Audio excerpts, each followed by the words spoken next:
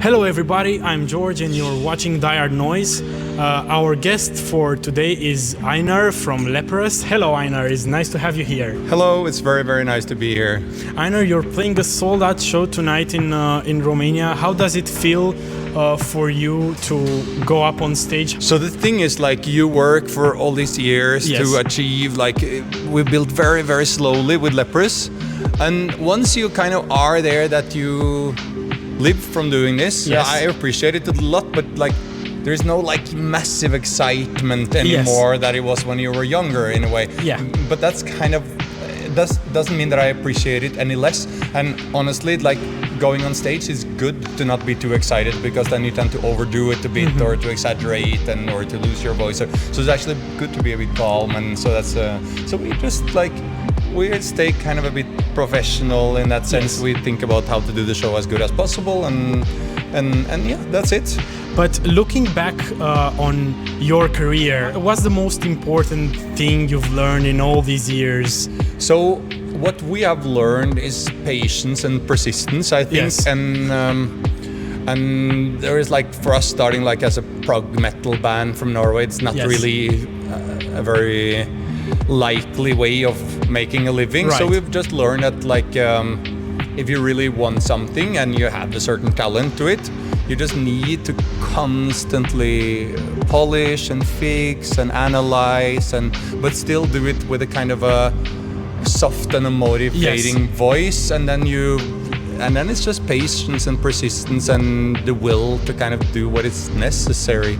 So I've seen a lot of very, very talented bands that quit way too early that could have reached really far, for example.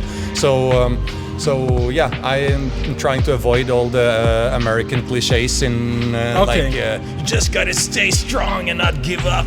Like, I'm trying to avoid those, but that's the essence.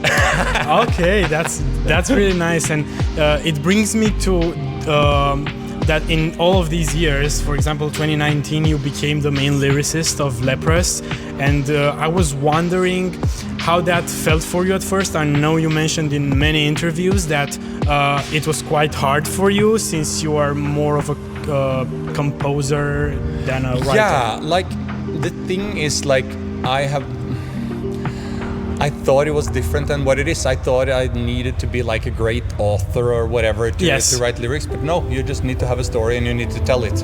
And I have a lot of stories, and so I just tell them. And whenever I did that in more straightforward words, people tend to appreciate it way more than when I try to be fancy.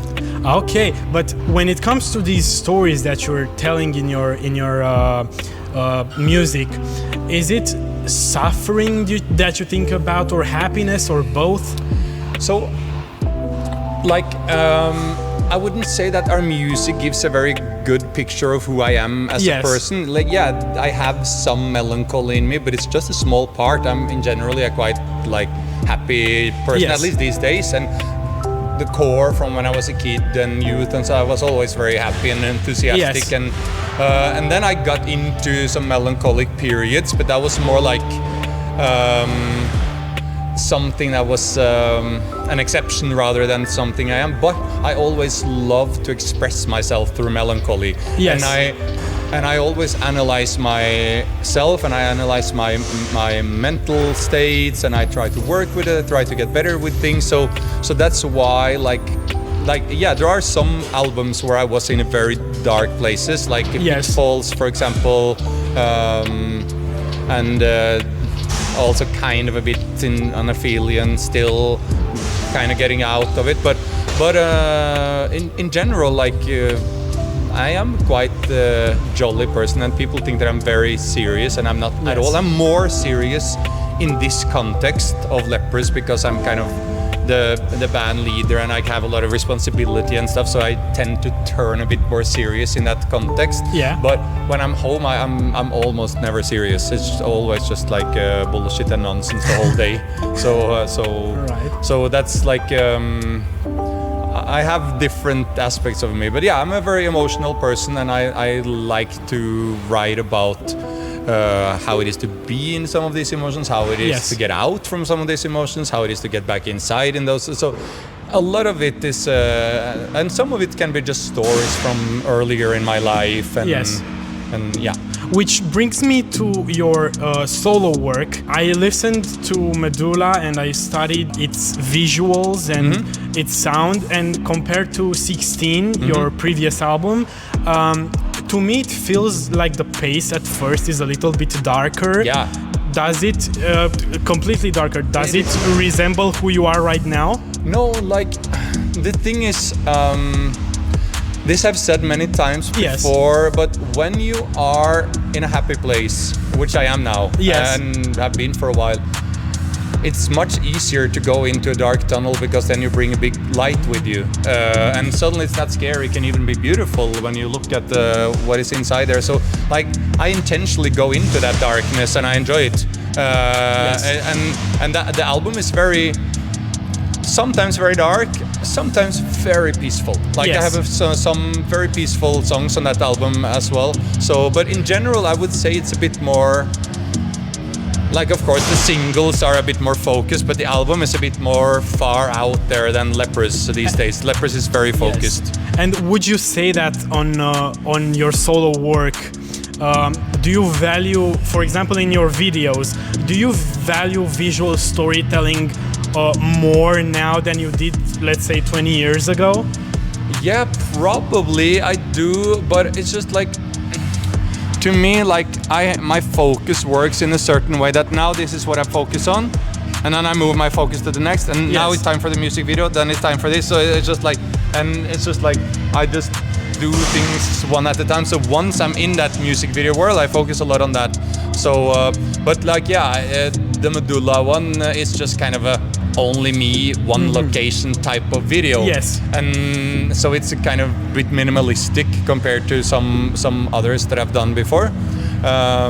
It's because that video is just about like no matter what kind of hardships I went through in my life, like the core has stayed strong no matter what, and that I think like I am able to endure a lot of things and still move forward, you know, and I think many people can relate to that. So, yeah. But would you say about your music, whether it's Leprous or your solo work, would you say that, but once the music gets out to the public and you kind of get tired of your old music, do you feel like it's something that stops you or something that motivates you to do more?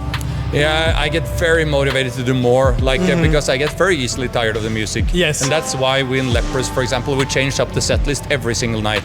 Okay. And now we're already sick and tired of all our songs, and we need something new. Like this is our 6th tour, plus festival seasons for Melodies of Atonement, and we're just like, we need new music. We need new music. Which brings me to, when are you gonna release some new tunes with Leprous? With Leprous, there's nothing publicly yet, but we have a lot of material already. But for now, I'm focusing on that solo thing, and and Thor is becoming a father, so he's gonna focus a bit on that. Of course, not a bit, I guess, but he's pretty much his whole life on that, and it's a kind of good chance to not take a breather. I mean, a breather in Leprous standard, that means that still we're probably getting out there pretty soon again. But it's a bit terrifying to do my first solo tour, because when you're a band, you take the victories and you take the falls together. But here there is no one else to blame than myself if it doesn't go well, you know, like, so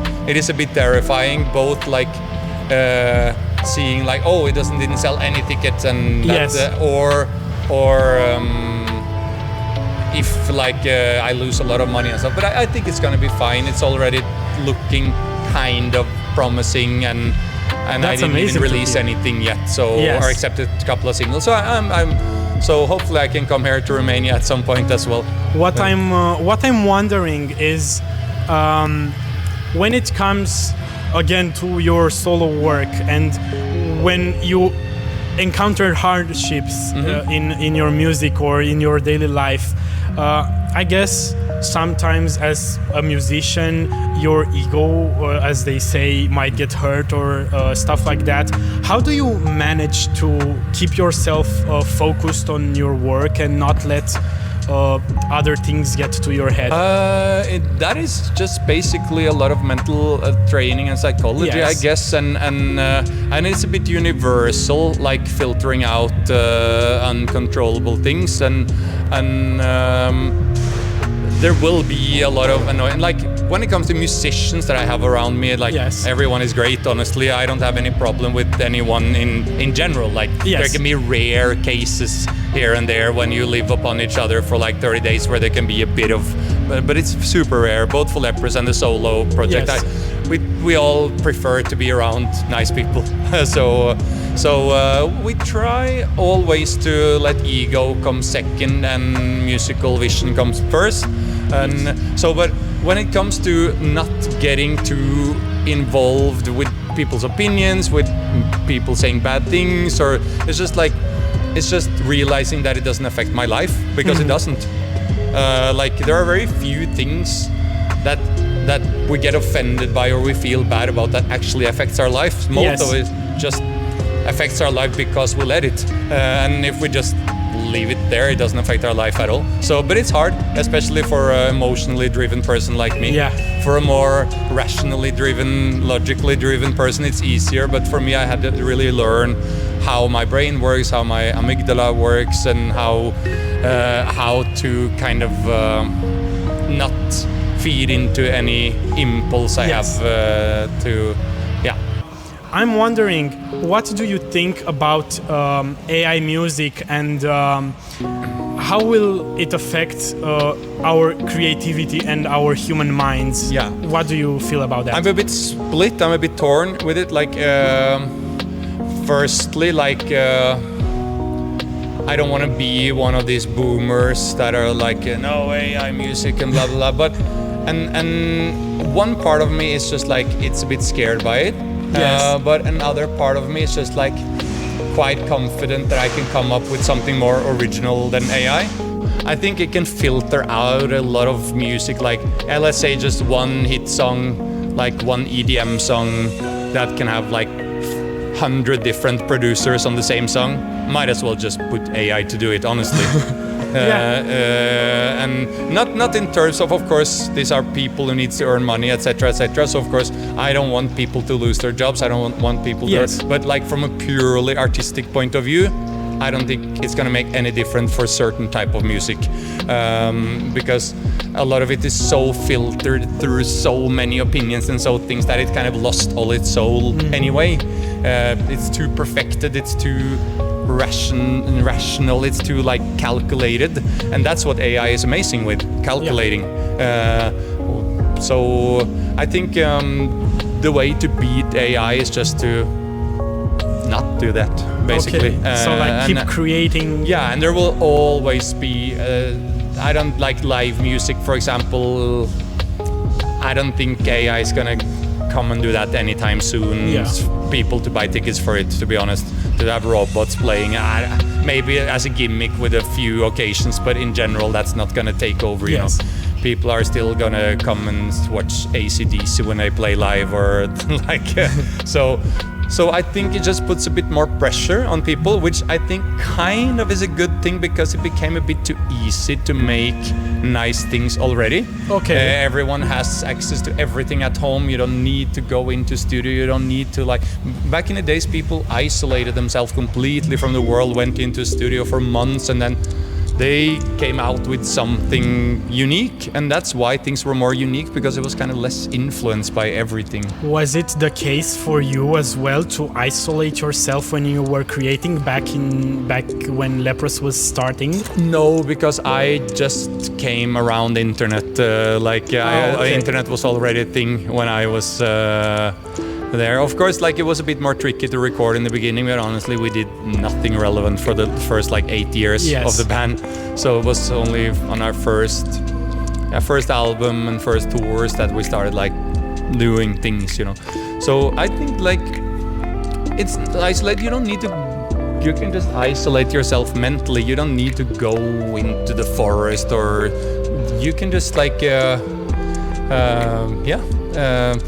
I think it can be really good for original composers and original musicians, because there will definitely be a lot of people interested in that. But it will put a lot of pressure on all the people copying the original people. I would like to go a little bit back on you writing lyrics. Do you feel like it's easier to write in English rather than Norwegian? Yeah, because I always did it, or like kind of a bit broken English. But have you tried to write in Norwegian to kind of play around? Yeah, but I don't really want it, because I like, since the first band I ever did, I sang in English. Like so, and I kind of, to sing English with Norwegian accent is kind of my expression. Okay. So yeah, I could sing in Norwegian, but I would feel that's more like I don't know what all these Viking and folk bands are doing. So you don't really want to go in that direction? No, it's not really us. We are a very international band, I would say, and we've always been a very international band. Like on the first tour we ever did, we went here, for example, to Romania. Yeah, we played the Roman Arenas. Yeah, on the first as a support. Yeah. Oh, that's great. Yeah, as an opener. But so we've been very. Some years we played more in Romania than we played in Norway, you know, or like other countries. Like we play much more in France than we play in Norway. There's actually, like in Romanian metal scene, there's actually memes of Leprous being already a Romanian band because you guys played here so much. Yeah. We do. We play a lot. And I'm wondering, now that you mentioned concerts and you have a solo album on the way, will you try to come to Romania with your solo work? 100%. It's just like I need to be a bit more cautious. Like since I'm completely the one who takes the fall if things don't go well, I need to kind of test the waters a bit first and then ease into it. And if things go well, I will come whenever someone wants me. That's amazing. On your solo album, of course, I could see the influence of classical music. You weren't always, from what I've understood and from what I've documented on the internet, you weren't always attracted to classical music per se, but your mother was studying it. So how did you come to like it? Was it because you grew up and... That could probably be, but I used to hate it as a kid. Not the instrumental stuff, the opera stuff with like the exaggerated vibrato and stuff. And I still have a hard time with some of it. Like with some vocally driven classical music can be a bit too much sometimes for me. But I always, at least since like my early adult years, I started getting into classical stuff, like with instrumental stuff. Yes. And so this time I wanted to do like an album that it was kind of soundtracky, but where the orchestra is like in the front of everything, not just like a layer. So I recorded the orchestra before anything else, and then I put everything else after. And then I need to think, okay, how can I make a guitar here that doesn't conflict with the orchestra and that gives them space, and same with the drums. So you can hear it once the album is released that it's everything is built very around the orchestra for the 4 songs that has half of the album has orchestra and half doesn't. Well, Einar, I'm very pleased to talk to you, and I can't wait to hear your solo album. I can't wait to hear more stuff with Leprous. Thank you. Unfortunately, we don't have more time. I wish we had more to talk. You have an album coming out, Vox Occulta, April 24th. We are really excited to hear it. I really hope people who watch this go stream the album as soon as it's out. You're in for a treat, guys. But thank you so much for coming, and I wish you a great show tonight. Thank you so much. And I highly appreciate it. Good luck. Thank you so much. Thank you. Thank you. Thank you. Thank you for watching, guys.